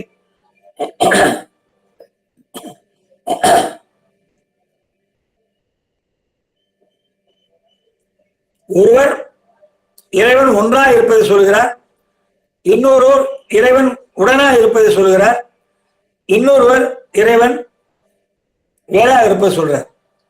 ஆகவே நீங்கள் மூன்று ஆச்சாரியர் கூறுவதும் உண்மைக்கு ஒவ்வொரு கூரைத்தான் சொல்கிறீர்கள். ஆனால் உண்மை அப்படி அல்ல. இறைவன் இந்த உலகத்தோடும் உயிர்களோடும் மூன்று விதமாக இருக்கிறார். எப்படி என்றால் இம்மூன்றையும் சேர்த்து கூறுகிறார். அபேதம், பேதாபேதம், பேதம் மூன்றுமே இருக்கின்றார். மெய்கண்டார் கூறுவது, சங்கரர் கூறுவது அபேதம், அதுவும் இருக்குதுல. ராமானுஜர் கூறுவது பேதாபேதம், அதுவும் இருக்கு மெய்கண்டார் கூறுவதில்லை. மற்றவர் கூறுவது பேதம், அதுவும் இருக்கு நம்ம கிட்ட. ஆகவே மெய்கண்டார் இம்மூன்றையும் சேர்த்து கூறுகிறார். அபேதம், பேதாபேதம், பேதம். அபேதம் என்றால் பேதம் இல்லை, ரெண்டு ஒண்ணுதான். பேதம் என்றால் ஒரு வகையிலே பேதம் இருக்கு, ஒரு வகையில பேதம் இல்லை. பேதம் என்றால் பேதம் இருக்கு அப்படின்ற. ஆகவே இதுதான் ஒன்றாய் உடனாய் வேறாய் என்றும். இந்த 3 உதவிகளும் முக்கியமாக உயிருக்கு தேவை. இந்த 3 உதவிகள் இல்லாம இந்த உயிரால இயங்கவே முடியாது. இறைவன் தான் இந்த 3 உதவிகளும் நமக்கு எப்பொழுது கூட இருந்து செய்து கொண்டிருக்கிறார். இந்த வேறா இருக்கிறதுக்கு என்ன சொல்லுவாங்க? காட்டும் உபகாரம் சொல்லுவாங்க. பின்னால நம்ம பார்க்க போறோம். அதெல்லாம் இறைவன் உயிர்களுக்கு வேறா இருந்து கருவிகள் மூலமா அறிவிக்கிறார்கள் இல்லையா, அதை காட்டும் உபகாரம் சொல்லுவாங்க. இறைவன் உடனாய் இருந்து நம்ம கூட இருந்து நம்ம செய்யற வேலையை அவரும் செய்து கொண்டு வருகிறார். இப்ப நான் பேசுறேன்னா இறைவனே என்னோடு இருந்து இது செய்து கொண்டு இருக்கிறார், உடனா இருக்கிறார். அவர் உடனா இருப்பதால நான் பேச முடிகிறது. அவர் என்னோட உடனா இல்லைட்டா நான் பேச முடியாது. ஆகவே அதற்கு என்னன்னா காணும் உபகாரம்ன்றார். காட்டும் உபகாரம் என்பது இறைவன் உயிர்களுக்கு வேறாய் இருந்து கருவிகள் மூலம் அறிவிப்பது. காட்டும் உபகாரம் என்பது இறைவன் உயிர்களுக்கு கருவிகள் மூலம் வேறாயிருந்து அறிவிப்பதை குறிக்கும். காணும் உபகாரம் என்பது இறைவன் உயிர்களோடு உயிருக்கு உயிராய் உடனாய் இருந்து அனுபவிக்க வைப்பதை குறிக்கும். நாம் எந்த பொருளை அனுபவிக்க வேண்டும் என்றாலும் அதற்கு நம்மோடு இறைவனும் நம்மோடு இருந்தால்தான் அந்த பொருளை நாம் அனுபவிக்க முடியும், இல்லாவிட்டால் முடியாது. அதுதான் எளிமையான உதாரணம். நான் தெருவில் நடந்து செல்கிறேன், ஒரு முக்கியமான நபர் வருகிறார், என்னுடைய நண்பர். என் கண்கள் திறந்தே இருக்கின்றன. ஆனால் நான் அந்த பக்கத்திலே ஒட்டி இருக்க ஒரு கும்பாபிஷேக போஸ்டர் விட்டு பெருசா அதையே பார்த்து கொண்டு செல்கிறேன். அவரும் எனக்கு எதிர்தான் வரார். ஆனால் அவர் வருவது என் கண்களிலே பதியவில்லை. ஏனென்றால் என்னுடைய சிந்தனை பூரா அப்போ கும்பாபிஷேக பத்திரிகையிலே இருந்ததாலே நான் அதையே பார்த்து கொண்டு செல்கிறேன். அவர் நேராக வந்தாலும் அவரை என் கண்கள் பார்க்கவில்லை. அவர் வந்ததை கேட்கிறார், என்ன ஐயா நேரா வந்தீங்க, உங்களுக்கு வணக்கம் வைத்தேன், நீங்க மட்டும் எங்கேயோ பார்த்து போறீங்களேன்றார். ஐயா நான் அதை நீங்க வந்ததை கவனிக்கல, அங்க ஒரு கும்பாபிஷேக போஸ்டர் விட்டுருந்தாங்க, அதை நான் பார்த்தேன்றோம். அப்போ உயிர் கண்ணை செலுத்த வேண்டும். ஏ கண்ணே, உன் நண்பர் வருகிறார் எதிரே, அவரை பார் என்று இந்த உயிர் கண்ணை செலுத்தினால்தான் கண் அந்த பொருளை காணும். இப்போ இந்த உயிர் கண்ணை எங்க செலுத்திருக்கு? கும்பாபிஷேக போஸ்டர் பாருன்னு செலுத்திருக்கு. அங்க ஒரு முக்கியமான கோயில் கும்பாபிஷேகம் விட்டுருக்காங்க, போஸ்டர், பெரிய போஸ்டர். அதை பாரு, என்ன நிகழ்ச்சி, அதை பாருன்னு இந்த உயிர் கண்ணை அங்க செலுத்தி இருக்கு. அப்போ உயிர் அந்த நபர் வருவதை உயிர் கவனிக்கவில்லை, வேற சிந்தனையில போயிடுது. ஆக இதுதான் உடனாய்க்கு இருக்கிற உதாரணம். நம் கண்கள் திறந்திருந்தாலும் நாம் எதிரே வரும் நபரை பார்க்க முடியாத காரணம் நம்முடைய உயிர் வேற சிந்தனையில இருந்துதான் காரணம். உயிர் கண்ணை செலுத்த வேண்டும், உயிரை இறைவன் செலுத்த வேண்டும். ஆகவே இந்த 3 உதவிகளும் இறைவனது உதவி இல்லாமல் நமக்கு கிடைக்காது. ஒன்றாய் வேறாய் உடனாய். அத்வைதம் என்பதுக்கு இதான் பொருள். அத்வைதம் என்பது நீங்க நினைக்கிற மாதிரி பிரம்மம் ஒருவனே என்பதற்கு வரல. ஏன்னா பிரம்மம் ஏகம் என்றால் கடவுள் ஒருவனே, அது வந்து முதலே. பிரம்மம் அத்வீதியம் என்பது அந்த இறைவன் ஒருவனே என்பதை குறிக்க வரவில்லை.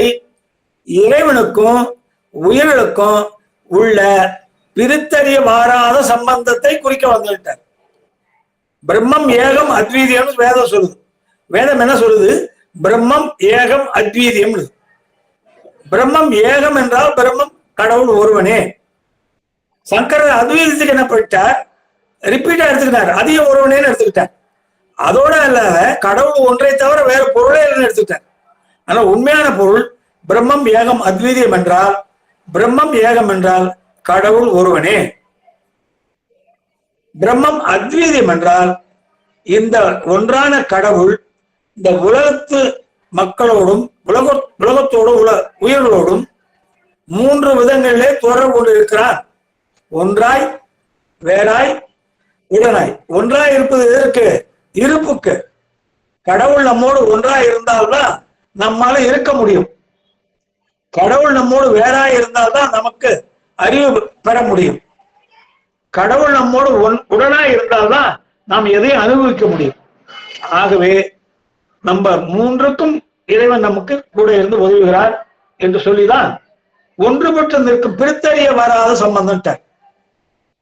கடவுள் உயிர்கள் வெவ்வேறு தன்மை உள்ள வகையில், ஆனால் அவை இரண்டும் தம்முள்ளே ஒன்றுபட்டு பிரித்தறிய முடியாதபடி கலந்துள்ளன. இதுக்கு எளிமையான உதாரணம், இப்ப ரெட்டை வாழைப்பழம் இருக்குங்க.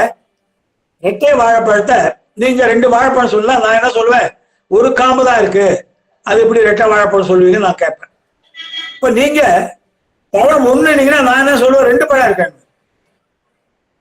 இப்ப ரெட்டை வாழைப்பழம் நம்ம பாக்குறோம், கடையில வாங்குறீங்கன்னா ரெட்டை வாழைப்பழம் ஒரு காம்புல 2 ஒட்டிடும். நீங்க என்ன சொல்றீங்க, நான் ரெட்டை வாழைப்பழம் கையில வச்சிருக்கேன், ஐயா உங்க கையில இருக்க பழம் 2 பழம் வச்சிருக்கீங்கன்னு நீங்க சொல்றீங்க. நான் என்ன சொல்றேன், இல்ல காம்பு ஒண்ணுதான், ஒரு பழம் தான் இருக்குன்னு நான் சொல்றேன். சரி, நீங்க என்ன சொல்றீங்க, மருந்து சரிதான் ஐயா, நீங்க சொல்றது ஒரு பழம் தான் இருக்கு நீங்க சொன்னீங்கன்னா, நான் என்ன சொல்றேன், பழம் 2 இருக்கே, எப்படி ஒண்ணுன்னு சொல்றீங்கன்ற. அப்போ இது மாதிரிதான் கடவுளுக்கு உயிர்களுக்கு உள்ள சம்பந்தம் பிரித்தறிய முடியாது. எளிமையான வார்த்தையில் எழுதிக்க முடிஞ்சா எழுதிக்க. பேதமுள்ள 2 பொருள்கள், பேதமுள்ள 2 பொருள்கள் எழுதிதான் எழுதிக்குமா. பேதமுள்ள 2 பொருள்கள் தம்முடன் கலப்பின ஒன்றாக இருக்கிறது, தம்முடன் கலந்து ஒன்றாக இருக்கிறது. பேதமுள்ள 2 பொருள்கள் தம்முள் கலந்து ஒன்று போல தெரியுது. பேதமுள்ள 2 பொருள்கள் தம்முள் கலந்து ஒன்று போல தெரிவது, இதுதான் அத்வைதம். உயிர் வேற தன்மை உடையது, இறைவன் வேற தன்மை உடையவன், ஆனால் இரண்டும் பிரித்தறிய முடியாதபடி ஒன்று கலந்து இருப்பதாலே அங்கு பிரித்தறிய வராத சம்பந்தம், அதுதான் அத்வைதம் என்று நம்ம சொல்றோம். ஆகவே பேதமுள்ள 2 பொருள்கள் தம்முள் ஒன்றுபட்டு நிற்கும் நிலை, அதுதான் சொல்லிட்டாங்க.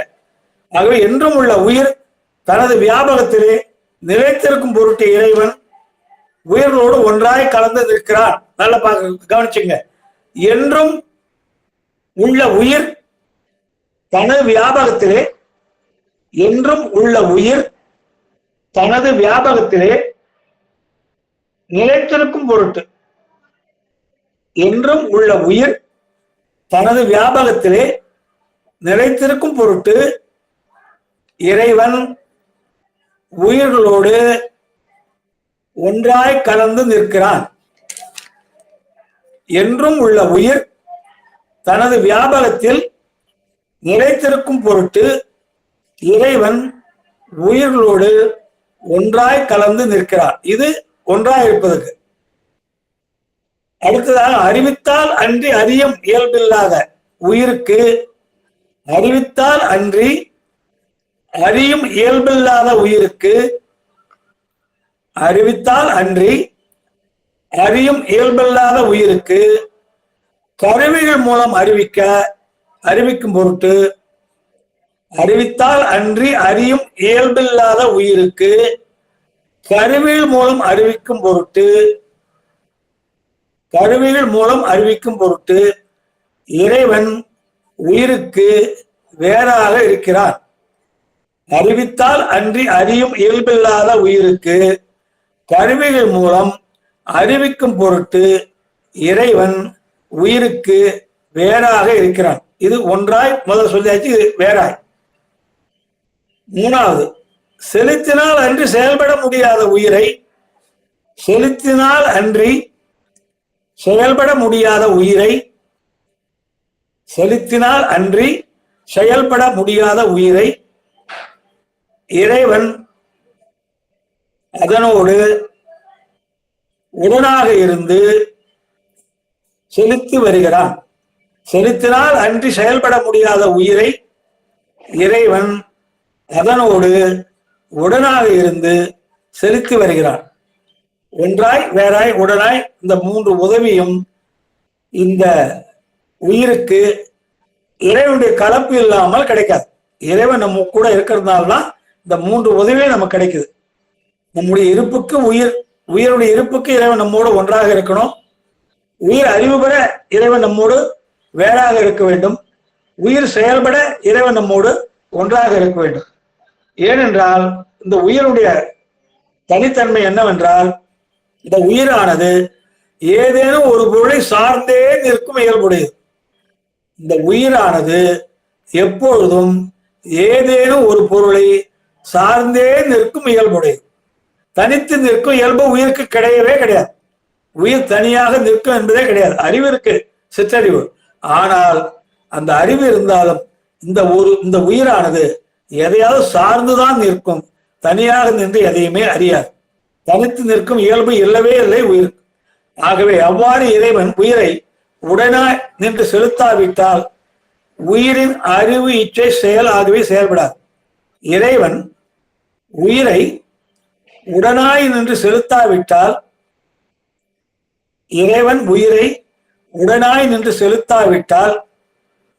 உயிரின் அறிவு இச்சை செயல் ஆகியவை செயல்படாது. இறைவன் உயிரை உடனாய் நின்று செலுத்தாவிட்டால் உயிரின் அறிவு இச்சை செயல் ஆகியவை செயல்படாது. ஏன்னா நமக்கு 3 தன்மை உள்ளது. அறிவு இருக்கு, நமக்கு இச்சை இருக்கு, செயல் இருக்கு. இது 3ம் இறைவனுடைய உதவி இல்லாமல் நமக்கு செயல்படாது. எனவே உயிர் ஒரு பொருளை அனுபவிக்க வேண்டும் என்றால் இறைவனுடைய உதவி இல்லாமல் அதை அனுபவிக்க முடியாது. உயிரானது எந்த பொருளை அனுபவிக்க வேண்டும் என்றால், உயிர் ஏதேனும் ஒரு பொருளை அனுபவிக்க வேண்டும் என்றால் இறைவனின் உதவி இல்லாமல் உயிரால அந்த பொருளை அனுபவிக்க முடியாது. அதான் நான் சொன்ன முதல்ல, உயிர் உடலை செலுத்துகிறது, இறைவன் உயிரை செலுத்துகிறான். நமக்கு உள்ள உயிர் இருக்கு, நம்ம பார்க்கல உயிரை. ஆனா உயிர் இருக்குன்னு எப்படி ஒத்துக்கிறோம்? உடல் செயல்படுறதை வச்சு நம்ம உயிர் இருக்குன்னு ஒத்துக்கிறோம். நம்ம உயிரை கண்ணால பார்க்கல, பின்னால பார்க்க போறோம். உயிரை இழப்பவர்களும் பார்க்க போறோம். நம்ம உயிரை கண்ணால பார்க்கவில்லை, ஆனால் எதை வைத்து உயிர் இருக்குன்னு ஒத்துக்கிறோம்? நம்ம உடல் செயல்படுறதை வச்சு நாம உயிர் இருக்கிறது என்பதை ஒத்துக்கொள்கிறோம். ஆகவே இந்த உயிரானது உடலை செலுத்துகிறது, இறைவன் உயிரை செலுத்துகிறான். ஆகவே உடலில் உயிர் போல இறைவன் உயிரோடு கலந்து ஒன்றாய் இருக்கிறான். கண் பார்க்கிறது. 3க்கு உதாரணம் என்ன சொல்றாங்க? ஒன்றாய்க்கு உதாரணம் உடலில் உயிர் போல இறைவன் நம்ம கூட ஒன்றாய் இருப்பதுக்கு என்ன உதாரணம்னா, உடலிலே உயிர் போல. இப்ப சொன்னதுதான், உயிரை நம்ம பார்க்கவில்லை. இப்ப எனக்கு உயிர், நான் கண்ணால என் உயிரை பார்க்க முடியாது. ஆனா எனக்கு உயிர் இருக்கிறது எப்படி ஒத்துக்கிறேன்? நான் பேசுறேன், உங்ககிட்ட செயல்படுறேன், படிக்கிறேன். அப்போ நான் ஒத்துக்கொள்கிறேன். உயிரை பார்க்காவிட்டாலும் என் உடலிலே உயிர் இருப்பது என்பதை நான் ஒத்துக்கொள்கிறேன். இதுதான் உடனாய். இந்த உடனாய்க்கு உதாரணம் உடலிலே உயிர் போல. உயிரை நாம் பார்க்கவில்லை, ஆகவே உயிர் இல்லை என்று நம்ம சொல்ல முடியாது. உயிர் இல்லாவிட்டால் நம்ம பிணமாயிடுவோம், செயல்பாடே இருக்காது. இப்ப நான் செயல்படுகிறேன், பேசுகிறேன், எழுதுகிறேன், பார்க்கிறேன். ஆகவே இந்த உடல் செயல்படுது. அப்ப ஏதோ ஒரு பொருள் உள்ளே இருந்து அதை இயக்குகிறது, அதுதான் உயிர் என்றும். ஆகவே உடலிலே உயிர் போல என்பது தான் ஒன்றாய்.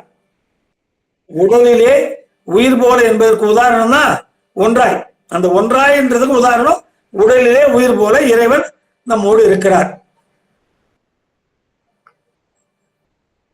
வேளா இருக்கிறது என்ன உதாரணம் சொல்றாங்க? கண்ணொளியும் சூரிய ஒளியும் போல. இந்த கண்ணுக்கு பார்க்கிற தன்மை இருக்குங்க. என் கண்ணு நல்லா இருக்கு, கண்ணாடி இல்லை, சாலேஸ்வரம் எதுவுமே இல்லை, நல்லா பார்க்கிறேன் அப்படின்னு நான் சொல்றேன். அப்போ நான் நன்றாக பார்க்கும் திறன் உள்ளவன் சொன்னா, நான் இரவிலே எழுந்து பாத்ரூம் போகல, லைட் போடாத போகணும். என் கண்ணு நல்லா தெரியுது, நான் பாத்ரூம் லைட் போடாம போக முடியாதா? என்னால என் கண்ணு நல்லா பார்க்க தெரியுது, சாலேஸ்வரம் இல்லை, கண்ணாடி இல்லை, நல்லா பார்க்கிறேன், பார்வை நல்லா இருக்கு. ஆனா என்னால நைட்ல பாத்ரூமுக்கு லைட் போடாம போக முடியுதா? அப்போ என்ன அர்த்தம்னா, கண்ணுக்கு பார்க்கும் திறன் இருந்தாலும் அது பார்ப்பதற்கு வேற ஒரு ஒளி வேண்டும். கண்ணுக்கு பார்க்கும் திறமை இருந்தாலும் அது பொருளை பார்ப்பதற்கு வேறு ஒரு பொருளின் ஒளி வேண்டும். ஒன்று சூரிய ஒளியோ அல்லது விளக்கு ஒளியோ இருந்தால்தான் கண் எப்பொருளையும் பார்க்கும். கண்ணுக்கு பார்க்கிற திறமை இருக்கு, நன்றாக பார்க்கிறது. ஆனால் எப்போ பார்க்கும்? வெளிச்சம் இருந்தால்தான் பார்க்கும். அந்த வெளிச்சம் ஒன்று சூரிய வெளிச்சமா இருக்கலாம் அல்லது விளக்கு வெளிச்சமா இருக்கலாம். ஆகவே இது வேறா இருப்பு சொல்றாங்க. எப்படி சூரிய ஒளி நமக்கு கண்ணொளி பார்ப்பதற்கு உதவுதோ, அது மாதிரி இறைவன் நம்மோடு வேறா இருந்து கருவிகள் மூலம் நமக்கு அறிவிக்கிறார். அப்போ ஒன்றா இருப்பதற்கு உதாரணம் உடலில் உயிர் போல. உடலிலே உயிர் போலன்னா உயிரை நம்ம பார்க்கவில்லை, ஆனா உடல் செயல்படுது, நம்ம உடல் செயல்படுது. அதை வைத்து நம்மோடு உடம்புல உயிர் இருப்பதை நாம் உணர்கிறோம். இது உடலா இருப்பது. வேறா இருப்பதற்கு கண்ணொளியும் சூரிய ஒளியும் போல. கண் பார்க்கும் திறன் இருந்தாலும் கண் தானாக எந்த பொருளையும் பார்க்க முடியாது. இருட்டுல கும்மிருட்டா இருக்கும். நீங்க கண்ணு நல்லா பார்க்க திறன் இருக்கேன், கண்ணு நல்லா பார்க்குன்னா நீங்க இரவுல எழுந்துச்சு உட்காந்து பாருங்க. பெட்ரூம்ல லைட்டே போடா தூங்குறீங்கன்னா இரவுல எழுந்துச்சா என்ன இருக்கும்? உங்க கண்ணுக்கு என்ன தெரியும்? நல்லா பார்க்கிற கண்ணு உங்களுக்கு. ஆனா என்ன இருக்கு எதிர்க்க? கும்மிருட்டா இருக்கும். அப்போ உங்க கண்ணு நல்லா பார்க்கக்கூடியதாக இருந்தாலும் உங்கள் கண் பார்ப்பதற்கு இன்னொரு ஒளி வேண்டும். அது மின் ஒளியோ சூரிய ஒளியோ வேண்டும். அது இல்லைன்னா உங்க கண்ணு பார்க்கும் திறன் இருந்தாலும் பார்க்காது. இதுதான் இறைவன் வேறாக இருக்கிறார். உடலா இருப்பது என்ன சொல்றாங்க? கண்ணொளியும் ஆன்ம அறிவும் போலன்னு சொல்றாங்க. நான் சொன்ன உதாரணம் தான். நடந்து போறேன், தெருவில் நடந்து போறேன், இதே ஒரு நம்ம நண்பர் வருகிறார், அவர் எனக்கு வணக்கம் வைக்கிறார். ஆனா என்னுடைய கண்ணு அங்க எதிர்க்க பக்கத்துல ஒரு கும்பாபிஷேக போஸ்டர் ஒட்டி இருக்கு. அந்த போஸ்டே நான் பார்த்து போறேன். ஆனா அது கீழே தான் நடந்து வரேன். நான் அந்த செவத்துக்கு கீழே செவத்துக்கு மேல பார்த்துட்டு இருக்க போஸ்டர். அவர் அந்த செவத்துக்கு கீழே தான் நிக்கிறார். நின்று எனக்கு வணக்கம் வைக்கிறார், கையாற்றார், என்னென்னோ பண்றார். ஆனால் அந்த செவத்துக்கு கீழே நிற்கிற நபரை என்னால பார்க்க முடியவில்லை. ஏனென்றால் அந்த நேரத்தில் என்னுடைய உயிரானது என்னுடைய கண்ணை நீ அந்த போஸ்டரை பாரு அப்படி என்று செலுத்திக் கொண்டிருக்கிறது. என்னுடைய உயிர் என்ன செய்யுது? என்கிட்ட இருக்க உயிர், என் கண்ணே அங்க பாரு ஒரு கும்பாபிஷேக போஸ்டர் விட்டுருக்காங்க, பெரிய பெரிய பேச்சாளராக வராங்க, அதை பாரு என்று இந்த உயிரானது இந்த கண்ணை அது மேல செலுத்துறதுனால அந்த நபர் அந்த செவத்துக்கு கீழே தான் நிற்கிறார். அந்த எங்கே அந்த கும்பாபிஷேக போஸ்டர் விட்டுருக்கோ அந்த செவத்துக்கு கீழே தான் அவர் நிற்கிறாரு. நின்று வணக்கம் வைக்கிறாரு, கையாட்டுறாரு, எப்படி இப்படி டாட்டா காமிக்கிறாரு. ஆனால் என்னுடைய கவனம் எல்லாம் அந்த போஸ்டர் மேலேயே இருப்பதாலே நான் அவரை பார்க்க முடியவில்லை. தனியாக வீட்டுக்கு வந்த மாதிரி கேட்கிறேன், என்னங்க சார் அந்த செவத்துக்கீழே நின்று நானே கையாட்டினக்கா வணக்கம் வச்சேன், நீங்க பார்க்கவே இல்லை அப்படிங்கிறார். அப்ப நம்ம சொல்றோம், ஐயா மேல ஒரு போஸ்டர் விட்டுருந்தா அதை பார்த்திருந்தேன், நீங்க கீழே நின்று கவனிக்கல, என் சிந்தனை வேற இடத்துல இருந்தது அப்படின்னு சொல்றோம். ஆகவே இதான் உடனா இருந்தது. ஒன்றா இருப்பது ஒரு தனி தன்மை, வேறா இருப்பது ஒரு தனித்தன்மை. உடனா இருப்பதுதான் முக்கியம். இறைவன் நம்ம கூட உடனா இல்லைன்னா நம்மளால எதையுமே அனுபவிக்க முடியாது. இப்ப நான் பேசுறேன்னா இறைவனும் என்னோடு இப்ப கலந்து இருக்கிறார். அவர் செலுத்துவதான் நான் செய்து கொண்டிருக்கிறேன். ஆகவே இந்த 3 உதாரணம் நமக்கு மெய்கண்டார் கொடுத்திருக்கார். அதனால்தான் அவருக்கு மெய்கண்டார் என்ற ஒரு அருமையான பெயரை கொடுத்தார். அது சத்தியஞான தரிசனங்கள் என்பது மெய்கண்டார் வரும். அவருடைய குரு பரஞ்சோதி முனிவர் வானத்தை வந்து கொண்டிருந்தார். அப்பொழுது பெண்ணாடுகிட்ட வரும்பொழுது இந்த குழந்தையானது கீழே விளையாடி கொண்டிருந்தது. இந்த குழந்தையின் பக்குவத்தை அவர் உணர்ந்து கொண்டார். பரஞ்சோதி முனிவர் கீழே வந்து அந்த ஞானத்தை உணர்த்தி விட்டார். அவருக்கு என்ன பெயர் வச்சார்னா அவருடைய குரு பேரு சத்திய ஞான தரிசனி. பரஞ்சோதி முனிவருடைய குரு பேரு சத்திய ஞான தரிசனி. அதுதான் தமிழ்ல மெய்கண்டார் சொன்னாங்க. அது ஒரு காரணம். ஆனால் இந்த அத்வைதம் என்பதற்கு 3 பெரிய, இந்த ஆச்சாரிய சொன்ன 3 பெரிய அத்தாரிட்டிங்க. சங்கரர் ஒரு பெரிய அத்தாரிட்டி, ராமானுஜர் ஒரு பெரிய அத்தாரிட்டி, மத்தவர் ஒரு பெரிய அத்தாரிட்டி. இந்த 3 பேர் பெரிய அறிஞர்கள் அந்த காலத்துல. அவங்க சொன்னதெல்லாம் மறுத்து நீங்க சொன்னது ஒவ்வொன்றுதான் சொல்றீங்க, ஆனா அந்த 3ம் தேவை என்று கண்டுபிடிச்சு சொன்னதெல்லாம் இவருக்கு மெய்கண்டார் என்ற ஒரு பட்டம் சொல்லுவாங்க. 2 காரணம். ஒன்று குரு பெயரை வச்சிருக்கார், இன்னொன்று அத்வைதம் என்ற பொருளுக்கு உண்மை பொருளை கண்டதுனால இவருக்கு மெய்கண்டார் என்ற பெயர். அதுதான் சாணைக்கல் உதாரணம் அன்னைக்கு சொன்னேன். இப்ப சாணைக்கல் எப்படி செய்யறாங்கன்னா இந்த எம்சாண்ட் அத அரக்க உருக்கிடுவாங்க. ஒரு தட்டு மாதிரி இருக்கும், துளை உள்ள தட்டு மாதிரி இருக்கும். அந்த தட்டுல அந்த அரக்க ஊத்திடுவாங்க. அந்த அரக்கு மேல இது எம்சாண்ட் மணலோ ஏதோ பூரா கொட்டி வச்சிருவாங்க. இருக விட்டா என்ன ஆகும்னா இந்த மணலும் அரக்கும் கெட்டியா பிடிச்சிக்கும். இப்போ கெட்டாரத நீங்க சாணைக்கல் ஒருத்தர் வச்சு வர்றாரு. அப்போ சாணைக்கல் பிடிக்கிறது தான் வண்டியில வச்சு வர்றாரு. நீங்க எட்டறது பாத்தீங்கன்னா கல்லு தான் தெரியும், ஒரு ரவுண்டு கல்லு தெரியும் உங்களுக்கு. ஆனால் அவரே கிட்ட வந்த பிறகு அந்த கல்லை நீங்க உற்று நோக்கினால் அதுல அந்த கற்பொடி சின்ன சின்ன சின்ன பார்ட்டிகள், ஸ்மால் பார்ட்டிகள் தனித்தனியா தெரியும். அப்போ ஒன்றா இருக்குது, கிட்ட வச்சு பார்த்தா வேற இருக்கு. ஆனா கல்லு சாணை பிடிக்கும் போது, கத்திய சாணை பிடிக்கும் போது இந்த அரக்கானது இந்த கற்புடையோடு சேர்ந்து இறுக்கமாக இருப்பதால் தானே அந்த சக்கரம் சுத்தும் பொழுது அதுல கத்தியை காட்டினால் அந்த கத்தி கூர்மையாக்கப்படுது. இந்த அரக்கானது கற்புடையோடு சேர்ந்து இறுக்கமாக இருப்பதால் தான் அந்த சாணைகள் சுத்தும் பொழுது அந்த கத்தி அதிலே பட்டு கூர்மையாகப்படுது. ஆகவே இந்த மூன்றுக்கும் சாணைகள் உதாரணம் சொன்னாங்க. ஆகவே இன்றைக்கு நம்ம அத்வைதத்தை கிட்டத்தட்ட ஒரு ரீகால் மாதிரி பண்ணிட்டோம். முழுமையாக அத்வைதத்தை ஆரம்பத்துல ஆரம்பிச்சு முடிச்சுட்டோம். இதுக்கு மேல ஏதாவது சந்தேகம் கேட்கறதா கேட்கலாமா? ஐயா வாழ்த்து பாடல் பாடி முடிச்சிடலாங்க ஐயா. பாடுறீங்களா? நீங்களே பாடுறீங்களா? பாடுறேங்க ஐயா. வான்முகில் வழாது பெய்க மலிவளம் சுரக்க மன்னன் கோன்முறை அரசு செய்க குறைவில்லாது உயிர்கள் வாழ்க நான்மறை அறங்கள் ஓங்க நட்டவம் வேள்வி மல்க மேன்மை கொள் சைவ நீதி விளங்குக உலகமெல்லாம் ஆறிரு தடந்தோள் வாழ்க அருமுகம் வாழ்க வெப்பை கூறுசை தனிவேல் வாழ்க குக்குடம் வாழ்க செவ்வேல் ஏரிய மங்கை வாழ்க யானை தன்னணங்கு வாழ்க மாறிலா வள்ளி வாழ்க வாழ்க சீரடியாரெல்லாம் வாழ்க சீரடியாரெல்லாம். திருச்சிற்றம்பலம்.